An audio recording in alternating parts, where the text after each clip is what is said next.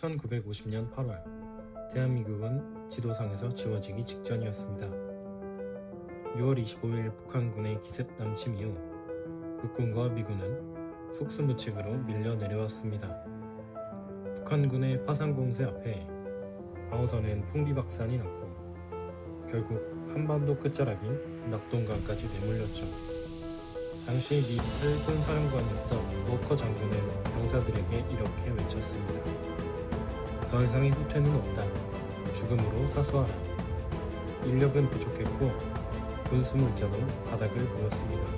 그때 도착한 유엔군의 지원과 다부동에서의 목숨건 사투 덕분에 간신히 반격할 시간을 벌 수 있었죠.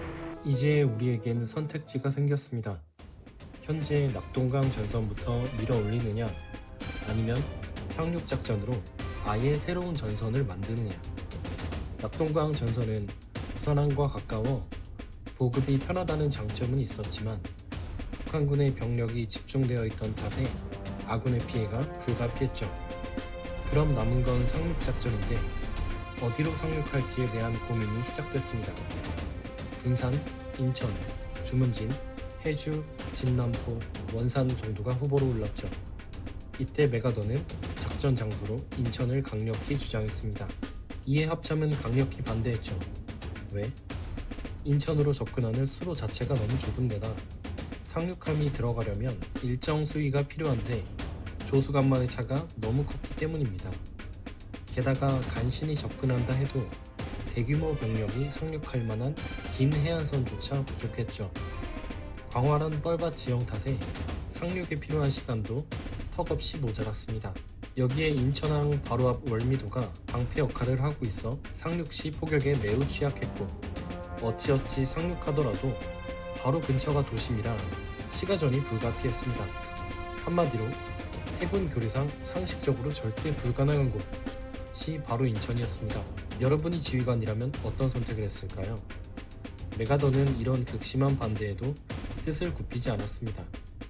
오히려 그 불가능한 조건 덕분에 적들도 전혀 예상하지 못할 것이고 단숨에 적의 보급을 끊어 이른 시간 안에 서울을 수복할 수 있다고 맞섰죠. 해군이 제시한 물리적 문제들은 충분히 극복 가능하며 미군에겐 이미 태평양 전쟁 당시 섬을 건너뛰어 공격해 보급로를 차단하는 방식으로 빠르게 승리했던 경험이 있다는 겁니다. 무엇보다 안전한 선택만으론 전쟁에서 이길 수 없다. 강력한 한방이 필요하다고 생각했죠. 결국 합참도 이 논리에 설득되었고 당시 예산 삭감과 인원 감축으로 위기에 놓여있던 미 해군 역시 자신들의 존재 가치를 증명하기 위해 메가더의 솔깃한 제안을 반대할 수 없었죠. 마침내 8월 28일 미 합동참모본부로부터 정식 승인을 얻어냅니다. 작전명 크로마이트 6.25 전쟁의 판도를 바꿀 거대한 톱니바퀴가 돌아가기 시작했죠. 이 거대한 작전을 전담하기 위해 제10군단이 창설되었습니다. 메가더의 계획은 인천 상륙을 넘어 서울 탈환까지 이어졌기에 무려 7만 5천 명이라는 대규모 인원이 필요했습니다. 하지만 당시 가용 병력은 목표치의 30%도 못 미쳤죠. 낙동강 전선에서 단 한 명의 병력도 뺄 수 없는 상황 속에서 단 3주 안에 5만 명 이상의 빈자리를 채워야만 했습니다. 먼저 상륙의 선봉 미 제1해병사단입니다. 목표는 2만 5천 명이었지만 당시 사단 병력은 고작 3천 명 뿐이었죠. 미 해병대는 전 세계에 흩어진 병력을 긴급 소환하기 시작합니다. 그리고 2차 세계대전을 겪었던 참전 베테랑들도 다시 불러들였죠. 해병대가 사라질지도 모른다는 소식에 은퇴했던 예비역들이 기꺼이 자원했습니다. 그들의 가슴 속엔 단 하나의 신념이 있었습니다. 한 번 해병은 영원한 해병. 다음은 지상 기동의 핵심을 맡은 미 제7보병사단입니다. 이곳 역시 목표는 2만 5천 명이었지만 실제 병력은 9천 명에 불과했습니다. 상황이 워낙 급박하다 보니 부족한 인원 8,600여 명을 길거리에서 징집한 한국 청년들로 채워 넣었죠. 이것이 바로 지금 우리가 아는 카투사의 시작입니다. 대한민국 해병대 제1연대 3,000명. 이들은 제주도에서 갓 모집된 신병과 학도병들로 훈련 기간은 고작 2주 남짓이었습니다. 반면 대한민국 육군 제17연대 5,000명은 달랐습니다. 낙동강 전선에서 산전수전 다 겪은 정예병들을 차출해 서울 탈환의 상징적인 선봉으로 세웠죠. 마지막으로 우방국들의 지원도 이어졌습니다. 영국, 캐나다, 호주, 뉴질랜드 등 영연방 국가들이 함정을 파견했고 프랑스와 네덜란드 역시 해군력을 보태며 제10군단은 마침내 그 틀을 갖추게 됩니다. 형식상으로는 7만 대군이 완성됐지만 결코 완벽하다고는 말할 수 없는 위태로운 출발이었죠. 함대가 구성되고 병력이 집결했지만 메가더 사령부에는 여전히 풀리지 않은 숙제가 남아 있었습니다. 전쟁 시작 전 가장 중요한 게 뭘까요? 바로 정찰입니다. 작전을 강행하려면 추측이 아닌 확실한 데이터가 필요했죠. 해군 참모총장 손원일 장군의 지시로 임병래 중위를 비롯한 17명의 첩보대가 인천 앞바다 영흥도에 잠입합니다. 작전명 엑스레이. 이들의 임무는 맨몸으로 정보를 캐내는 것이었습니다. 밤마다 인민군으로 위장해 인천 시가지에 잠입했고 심지어 월미도 포대 공사장에 노동자로 취직해 적의 병력 규모와 해안포 위치를 파악했습니다. 가장 위험한 작업은 갯벌 조사였죠.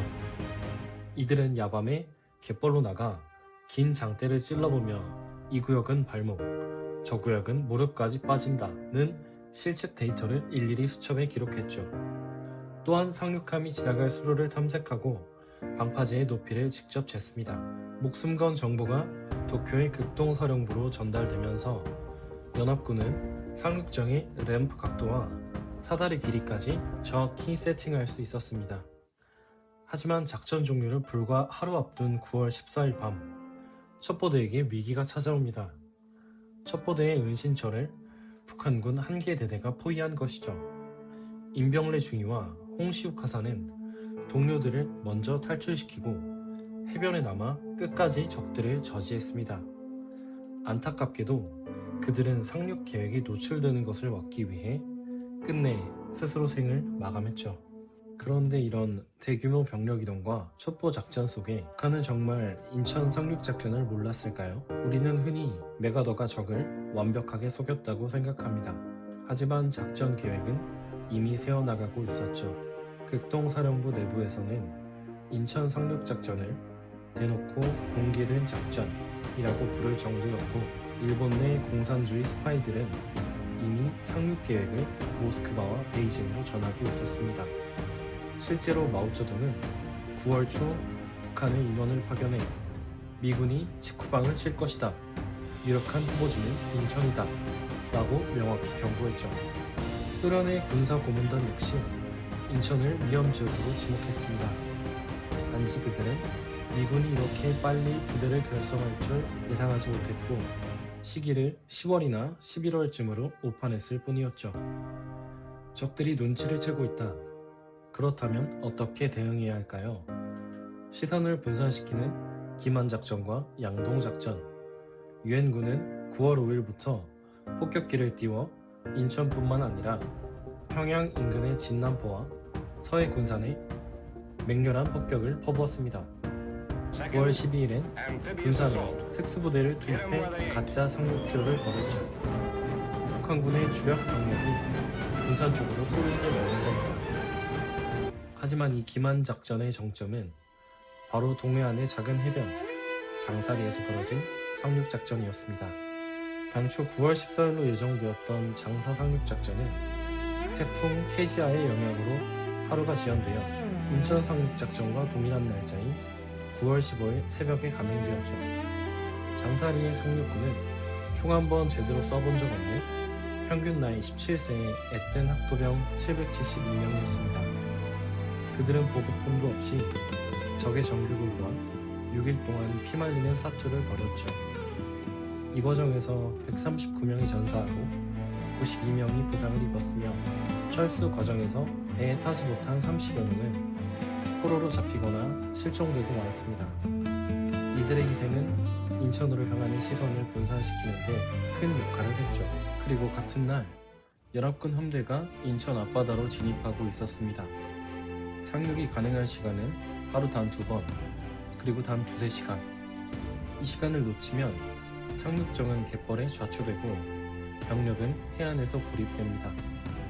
인천 상륙 작전은 시간과의 전쟁이었죠.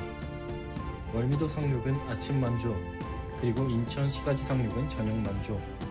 두 번의 기회 중 단 한 번만 실패해도 작전 전체가 붕괴될 수 있었습니다. 인천항으로 들어가는 유일한 길목인 비어수로. 이 수로를 통과하기 위해서는 활미도 등대에 불빛이 필수적이었습니다. 미 합참이 인천 상륙을 반대했던 이유 중 하나, 조류가 세고 수로가 너무 좁았기 때문이죠. 9월 14일 밤 미 해군 정보장교 클라크 네이와 한국인들로 구성된 킬로 부대원들이 팔미도에 잠입했습니다. 팔미도에 주둔한 북한군 한 개 분대를 제거하고 15일 자정 성공적으로 등대에 불을 밝힙니다. 작전 시작의 신호탄이었죠. 새벽 5시 45분 작전명 그린비치 인천항 입구를 틀어진 섬 월미도에 연합군 함포 사격이 개시됩니다.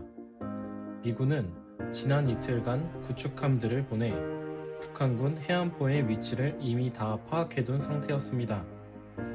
순양함과 구축함에서 쏟아진 포탄은 월미도의 방어진지를 정밀하게 파괴시켰죠. 하늘에서는 항공모함에서 발진한 폴세어 전투기들이 융단 폭격을 가하며 지원했습니다.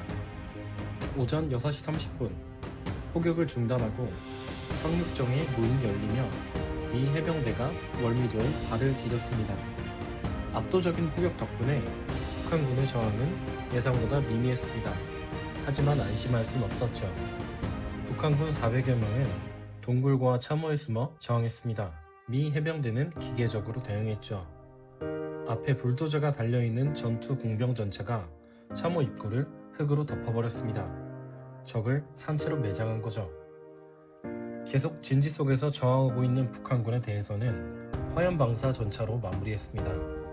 이런 과정을 보고 살아남은 북한군은 전의를 잃고 투항했죠.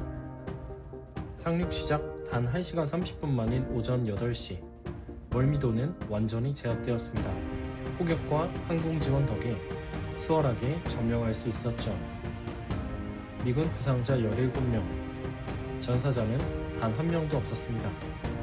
하지만 승리의 환호는 아직이죠. 썰물이 시작된 겁니다. 물이 빠져나가자 지원 함대들은 갯벌에 갇히지 않기 위해 먼 바다로 물러나야 했습니다. 월미도에 남겨진 상륙부대는 고립된 거죠. 다음 만조 때까지 남은 시간은 10시간. 만약 이 시간 동안 북한군이 전열을 가다듬고 인천항에 있는 병력이 지원 온다면 고립된 해병대는 함대의 지원 없이 버텨야 했습니다. 월미도가 다시 뺏기기라도 한다면 2차 작전까지 어려워질 수 있었죠. 오후 5시 30분 마침내 2차 만조가 시작되었습니다. 이제 작전의 본론인 인천 시가지 점령, 적색해안과 청색해안 상륙이 개시됩니다. 적색해안은 자연해변이 아닌 약 4~5m 높이의 콘크리트 해안 제반 구조였습니다. 완전한 수위가 확보되지 않은 상태에서 상륙이 이루어졌기 때문에 미 해병대는 상륙정에서 하선 후 사다리를 이용해 제방을 넘어야 했죠. 방파제 상부 고지대인 현재의 자유공원 일대에는 북한군 방어진지가 구축되어 있었고 자동 화기 및 소화기 사격이 집중되었습니다. 민가와 건물 때문에 포격 및 공중 지원이 어려운 상황. 치열한 교전 끝에 미 해병대는 제방을 돌파하고 교두보를 확보했죠. 이 과정에서 로페즈 소위가 전사했습니다. 그는 수류탄을 투척하려던 중 총상을 입었고 손에 떨어진 수류탄이 아군 병력 인근으로 굴러가자 이를 몸으로 덮어 폭발을 흡수하며 부하들을 구했죠. 그는 사후 미 의회 명예훈장을 수혼했습니다. 같은 시간 청색해안은 갯벌 지형이 넓게 형성된 지역이었습니다. 뻘이 많고 지반이 단단하지 않아 대형 상륙정은 접안하기 어려웠죠. 그래서 LVT 중심으로 작전을 수행했습니다. 생각보다 더 환경이 좋지 않아 어려움을 겪었지만 다행히 북한군 주력은 시가지 중심부에 몰려있어 저항은 상대적으로 덜했죠. 19시경 상륙함 8척이 적색해안 쪽 방파제에 접안해 병력과 중장비, 보급물자를 하역했습니다. 대한민국 해병대 제1연대는 인천시내 소탕 및 경계 임무를 수행했죠. 북한군 일부는 민간인 복장으로 잔존해 저항을 지속했으나 한국 해병대는 시민들과 직접 소통하며 잔여 세력을 제거했죠. 후방이 안정되면서 주력 부대는 서울 방향으로 진격을 지속할 수 있었습니다.